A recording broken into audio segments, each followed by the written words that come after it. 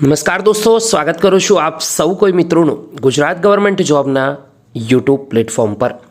સરકારી ભરતીઓ, પ્રાઇવેટ નોકરીઓ તેમજ કેન્દ્ર લેવલની ભરતીઓમાં ઇન્ટરેસ્ટેડ હોય તેવા ઉમેદવારો માટે લઈને આવ્યો છું ફરી એકવાર એક મહત્વપૂર્ણ અપડેટ, એક ખૂબ જ સારા સમાચાર।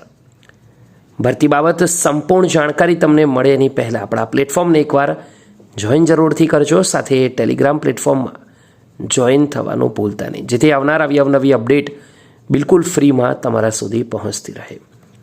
દોસ્તો, વોક ઇન ઇન્ટરવ્યૂ આધારિત બોરસદ નગરપાલિકાની અંદર અલગ અલગ વિભાગો માટે નીચે જણાવેલ જગ્યાઓ એપ્રેન્ટિસથી ભરતી કરવાની થાય છે।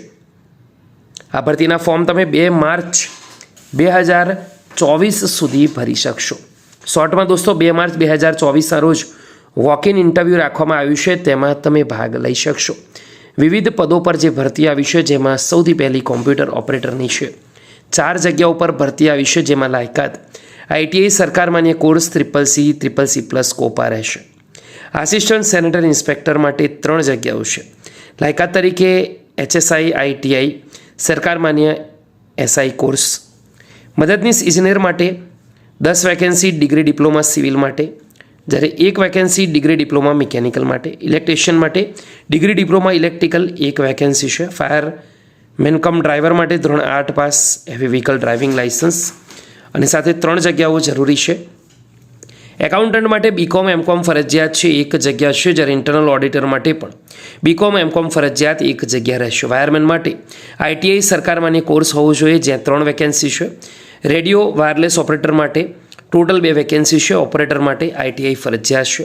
GCV ડ્રાઈવર માટે ધોરણ 8 pass, heavy vehicle driving licence અને 1 જગ્યા રહેશે। ઇન્ટરવ્યૂ 2 માર્ચના રોજ સમય સવારે 11 વાગે શનિવાર બોરસદ નગરપાલિકા હાજરી આપવાની રહેશે।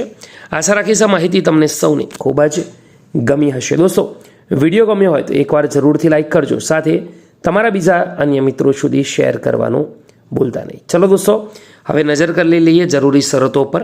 તો અરજદારે અરજી સાથે LC, શૈક્ષણિક લાયકાત, પ્રમાણપત્ર, અનુભવ સર્ટી, આધાર, ચૂંટણી કાર્ડ વગેરે રજૂ કરવાનું છે। સરકાર શ્રી દ્વારા નિયત થયેલ રકમ સ્ટાઇપેન્ડ પેટે મળવા પાત્ર રહેશે। આશા રાખીશ દોસ્તો અહીંયા સુધીની વિગતવાર ઇન્ફોર્મેશન તમને ગમી હશે। એપ્રેન્ટિસનો સમયગાળો પૂર્ણ થયેથી આપોઆપ છૂટા ગણાશો। ઉમેદવાર અગાઉ એપ્રેન્ટિસ કરેલી ન હોવી જોઈએ। આખરી નિર્ણય નગરપાલિકાનું રહેશે। તો આ છે દોસ્તો વિગતવાર ઇન્ફોર્મેશન। એકવાર વિડીયોને જરૂરથી લાઇક કરજો, અન્ય મિત્રો સુધી શેર કરવાનું પણ ભૂલતા નહીં। ફરીવાર મળીશું, ત્યાં સુધી ગુડ બાય, ટેક કેર, જય હિન્દ।